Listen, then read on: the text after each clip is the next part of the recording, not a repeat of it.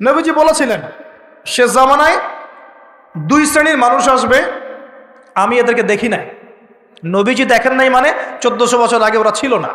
এক শ্রেণী হচ্ছে হাতের মধ্যে মানুষকে মারার কিছু অস্ত্র নিয়ে ঘুরে বেড়াবে, এরা মানুষকে নির্মমভাবে পিটাবে,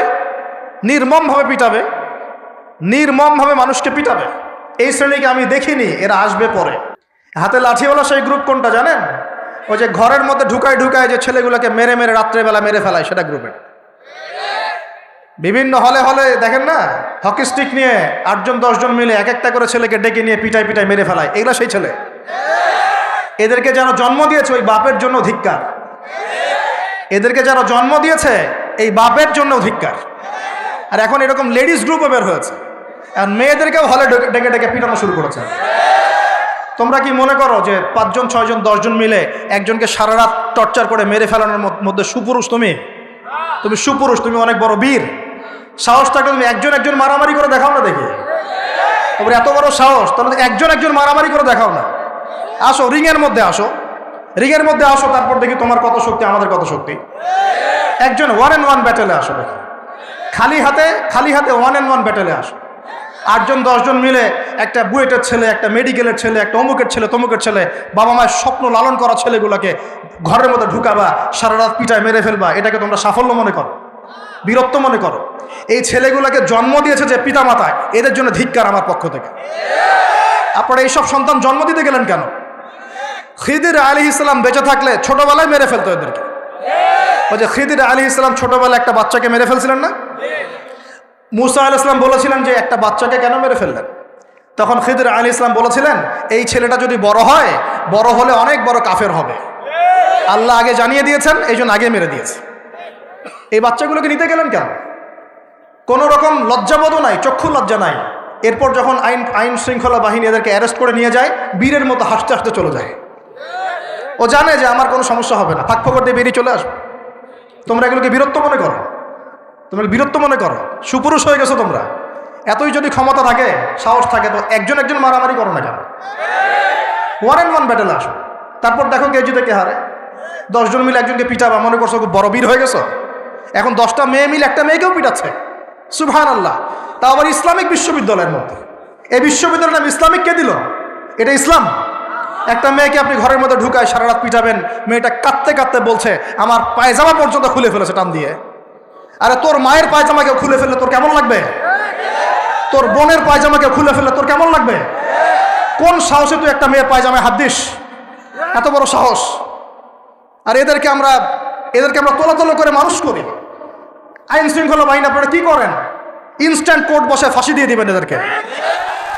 আল্লাহর কসম করে বলছি, যদি কোনোদিন এরকম ক্ষমতা আমাদের কাছে আসতো, দেন বিচার করে দেখিয়ে দিতাম ইনশাআল্লাহ। ফাইজলামি শুরু কর সারা দেশব্যাপী ফাইজলামি শুরু করে দিয়েছে একেবারে নির্মমভাবে, অহেতুকভাবে। এই যে অসহায় মানুষগুলোকে, ছাত্র পড়তে গিয়েছে, বাবা মার স্বপ্ন লালন করা ছাত্র, ছেলেটা ইঞ্জিনিয়ার হবে, ছেলেটা মেডিকেল সায়েন্সে পড়ে বড় একজন ডক্টর হবে, পিটায় মেরে ফেলে দিল তাকে। এত বড় সাহস!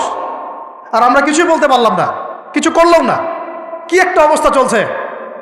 এগুলো যখন চলতে থাকবে একটা কওমের মধ্যে, আপনার মনে হয় যে আল্লাহর পক্ষ থেকে রহমত নেমে আসবে?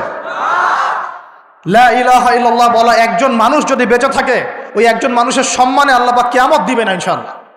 সে একজন মানুষকে এভাবে নির্মমভাবে পিটিয়ে মেরে ফেলো তোমরা। এখন মানুষকে পেটানো শুরু করেছো। নবী সাল্লাল্লাহু আলাইহি ওয়াসাল্লাম শেষ জামানার হাদিস সম্পর্কে বলেছিলেন যে আমি এক শ্রেণীর মানুষকে দেখি নাই যারা আসবে, মানুষকে নির্মমভাবে মারবে, মানুষকে পিটিয়ে মারবে। আর কোরআন খুলে দেখেন, একটা জাতির কথা আল্লাহ পাক বলেছেন। এই জাতির নাম হচ্ছে আদ জাতি। কোন জাতি ভাই? এই আদ জাতিকে আল্লাহ পাক ধ্বংস করেছিলেন ঝড় দিয়ে। আল্লাহ পাক এই কওম সম্পর্কে বলেছেন ওয়াইদা বাতাসতুম জাব্বারিন। ওরা শিরক কুফর তো করতোই, কিন্তু এর পাশাপাশি একটা বড় পাপ করত। ওই পাপটা হচ্ছে এরা যখন মানুষকে পেত, পিটিয়ে মেরে ফেলতো, নির্মমভাবে পিটিয়ে মেরে ফেলতো। এই আদ জাতির পাপ তোমরা করা শুরু করেছো। এখন আমাদের শহরে এগুলো চলছে না? এখন দিনে দুপুরে রাস্তাঘাটে এগুলো চলছে। শিক্ষা প্রতিষ্ঠানে গিয়ে এগুলা মাস্তানি করতে গিয়েছো তোমরা। আবার তোমরা মাহফিল করে আমাকে ডাকো ওয়াজ নসিহত করতে। আমার সাথে এগুলোর কোনো সম্পর্ক নেই। আর আমার কাছে তোমরা ভালো কিছু পাবা না। আমার কাছে ইনশাল্লাহ হকটাই পাবো, বাতিল পাবা না ইনশাল্লাহ। আমার ভাই হয়ে যদি এই কাজ করো, আমি তোমার চেহারা পর্যন্ত দেখতে যাবো না ইনশাআল্লাহ। আল্লাহ রাব্বুল আলামিন আমাদেরকে ওমরের শাসন দান করুন বলে আমিন। একটা মাস ওমরের শাসন যদি চলে না, দেখবেন সব লাইনে চলে আসছে ইনশাআল্লাহ। একটা মাস খালি, একটা মাস খালি ধর্ষণের বিচার করা শুরু করেন, ধর্ষণ করার সাহস খুঁজে পাবেন ইনশাআল্লাহ কেউ।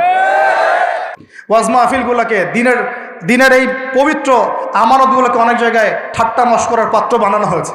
কোথাও দেখা যায় যে ওয়াজ মাহফিল সিজনে যে বললাম ডিজে জিকির চালু করা হয়েছে। ফাইজলামি শুরু করছো দিন নিয়ে, তোমরা ফাইজলামি শুরু করছো। আবার বলছো 22 বছর থেকে ওয়াজ করি, 22 বছর থেকে মানুষকে হাসাও, এটা বলতে পারো। 22 বছর ওয়াজ আবার কখন করলা? থ্রেট করো যে চোখ গরম করবা না।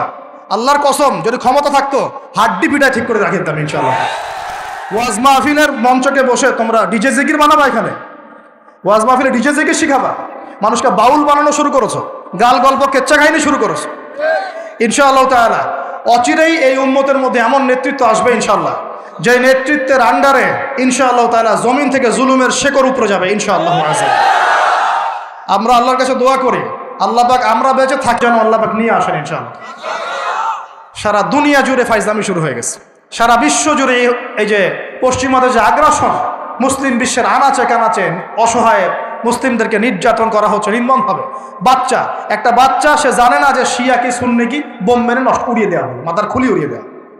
একটা বাচ্চা, একটা মা জানে না শিয়াইজম কি সুন্নিজম কি, মিসাইল মেরে বোম মেরে হত্যা করে দেওয়া হয়। ফাইজলামি শুরু হচ্ছে সারা বিশ্ব জুড়ে, এগুলোই চলতেছে। সারা বিশ্ব জুড়ে মিডিয়ার মধ্য দিয়ে মুসলিমদেরকে আজকে সন্ত্রাসী বানানো হয়ে দিয়েছে।